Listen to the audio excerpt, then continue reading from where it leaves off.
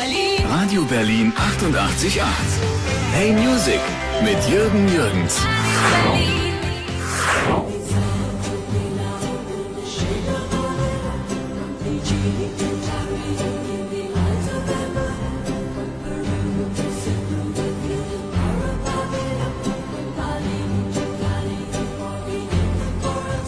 Hey Music, it's started in 1967. Wow. And I was part of it from 1969. First of all, I was the listener at school, and after this I did an interview with the guy who did the show, and they invited me to be part of it, and now in the next year it will be 50 years, so it's a quite funny thing. Wow, a great achievement. Congratulations. Thank you. I played clarinet as well when clarinet was out, even in Germany. It was for me a very interesting part of the history of pop music that Enya was a part of clarinet as well. Mm-hmm. Do you think often about those times? It was a great insight to the music scene as such, because I was at school and then I was on stage performing.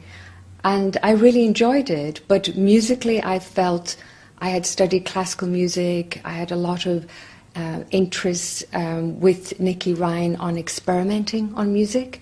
So when I was touring with him, musically I felt that I wanted to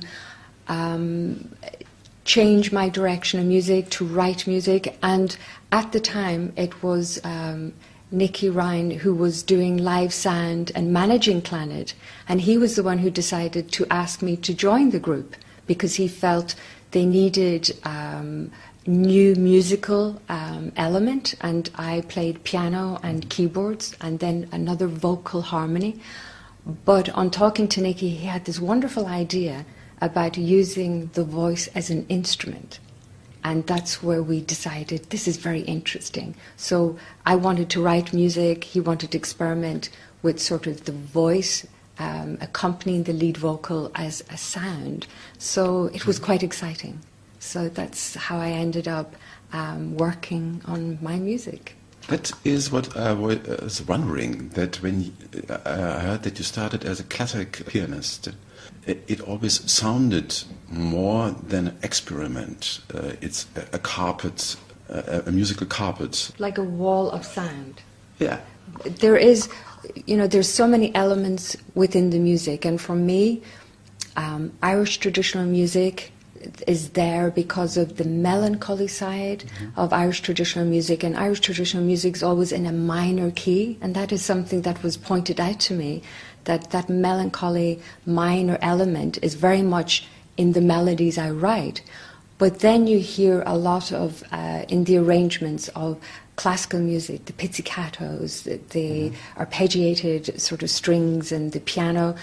But then combined with Nicky, his musical influences were Phil Spector, The Wall of Sound, the Beach Boys, the Beatles. So it was quite interesting to come together to work with him, because when I played a melody, he heard a different arrangement to what I heard. And what we like to do is to try all our ideas. And to this day, it's really important for us to always be open to any idea. Never to think, oh, it's a piece of music, we'll do it the same way. It's never the same way. And in that regard, it's like your work. You keep the element of excitement as if it's your first day at work. And that's what we do in the studio.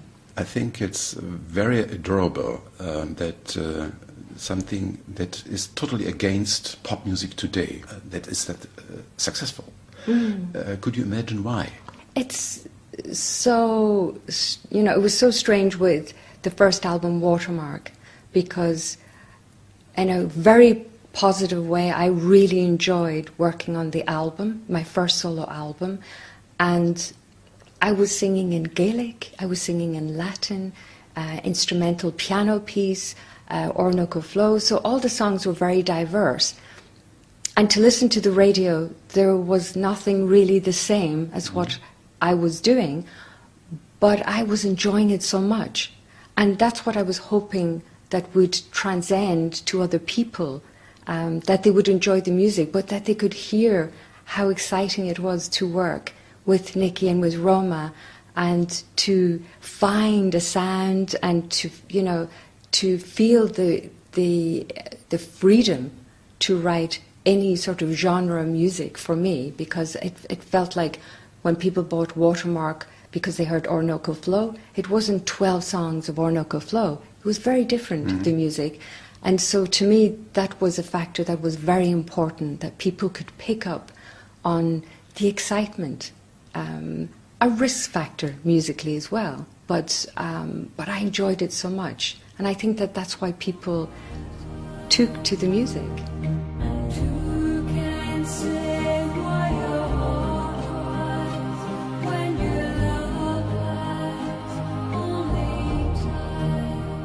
Because of this loud world, they need beautiful silence, and that's it what you do. You bring us down to a certain point, and we come back to our inner lights. I think within the melodies, for me, melodies are very, very deep moments for me. To me, there are a lot of musical influences, but the way I describe my melodies are, it's like a musical diary. What is happening in my life for all the albums, that is what I wrote about, what I felt was really important. So the emotion within every melody is something very personal to me. So to me, it was me sharing that personal moment, and people picked up on that. It's funny that you tell me that it's a diary. It's one of my main questions. Is it like a diary? Then the second part of the question always is there something that says to you, no, that I will not say, because it's too intimate, it's too private for the public? I felt I've never restricted myself, and it's to me, it's like when you're writing a melody, it's your own little journey. And when I'm in the studio, I'm very much on my own for the moment of writing a melody. There are no distractions. And you write in a way because it's very therapeutic, because you do relive a moment, you know, whether it's a story, it's a landscape, or somewhere I've traveled to, or a person. So to me, I've never felt I restricted myself. I felt very comfortable to be able to tell this story. I know the way everything flows. Here comes another new day. Hallelujah, hallelujah. But it's so sad that we never see you on stage.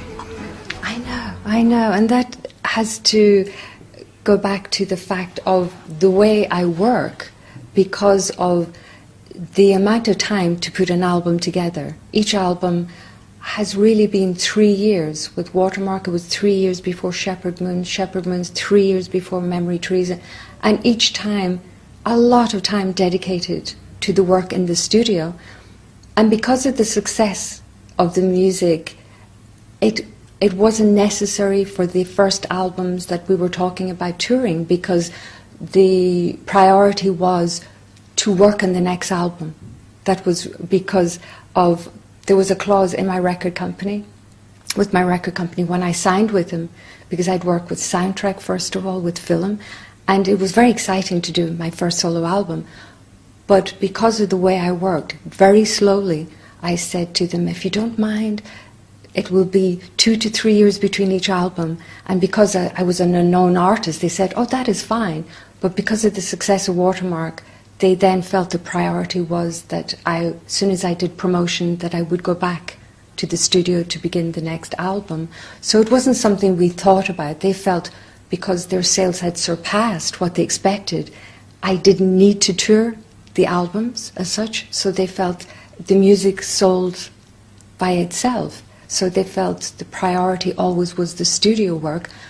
But having been on stage, firstly, you know, with Clannad, it's something I do miss, and it's a great opportunity, you know, this evening, you know, to perform on the Echo Awards. I love that moment with the musicians being on stage to perform. So that there's that element of my that I kind of miss, within my career, that I feel, I hope still, and talking, to make time to be able to perform this music on stage. So technically, it could be something that we have on stage. Nowadays, it would be easier than in 1988 because of the way I was restricted with working on each album, but also the stage performances weren't so elaborate. So when I did, when I spoke to the record company about performing on stage, the way myself and Nicky saw it was with the orchestra, with the choir, but they thought, no, on stage with a few synthesizers and, and I felt, no, that would not really showcase the music as such. I felt like for a stage performance, it would be a different rendering to what was in the studio, but it needs that. In the studio, we work live all the time. The performance is like a recital, so we don't edit the music as such. Every time I sing, it's in real time. When I play music, it's in real time. So you get that emotional feeling, and so that's the way we felt for the stage, that it would have to be a live performance. But today now, you have great big shows with orchestra, with choirs, and so the possibility is easier for today to think about a tour or a stage performance. So we're waiting. Better.